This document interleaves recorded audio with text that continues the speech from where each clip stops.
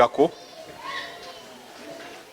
kyokulwakyo si haramu ng'ekifudde kyokka ng'omwenge ng'embizzi oba bwe kibanga ekikuleeteddwa kya halaali nga n'ensibuko mwe kivudde kya halaali kuba bayinza okukuleetera akawunga ka halaali naye ng'ensibuko riba n'ebirala ebifaanaganako bwe bityo awo batokkirizibwa kubitwala.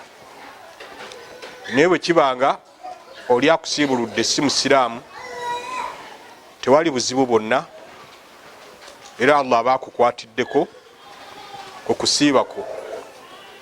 Ekigezo kyokka ekikyali e Uganda ze banka okuba nti zituleetera ebyokusiibulukuka ng'ate tataamal fi riba zidiiringira mu riba. Ekyo bwetaba mbeera yannaakola ntya tewali kisiibulukiddeko wallahu a'lam. Nga si musiraamu bwe nvaayo nina okunaaba janaba. Kunaaba naye tikiyitibwa kunaaba janaba.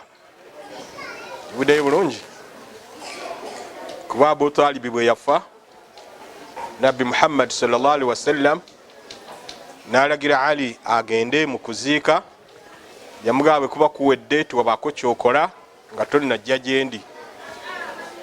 Era bwe yagenda gyali yamugamba nti genda onaabe. N'ekyo olunaaba olwo tikitegeeza nti abaana abajjanaba.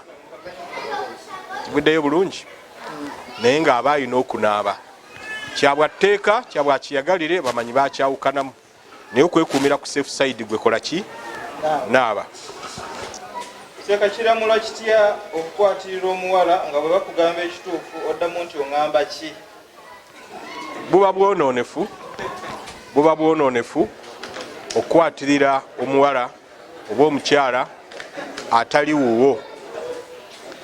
Maama waffe Aisha radiyallahu anha akootinga Nabbi sallallahu alaihi wasallam ti ma massat yaduhu yada imra'atin, omukono gwa Nabbi tegwakwatako ku mukono gwaki gwa mukyala yenna mu buwangazi bwe bwonna.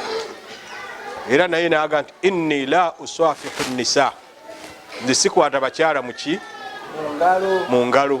Ne ahadithi zemumanyi nti sikini y'omwami okkoona ku y'omukyala waakiri effumu live mu bwengulu eyo likuyite mu mutwe likuyitemu naye nga sikini yo tekoonye ku yaki ku ya mukyala. N'olwekyo obulumi obwo bwonna bwofuna ng'effumu likuyiseemu bwebuba nga buli kalekale okusinga lwonaakwata omukazi mu ngalo oba omukwoonako kiba kiragira ddala nti si kituufu kukola ki kumukwatako. Era ne bw'oba olinnya takisi ng'olabye waali ekisingako obulungi genda waki genda walala naddala abo abambala obugoye obumpi.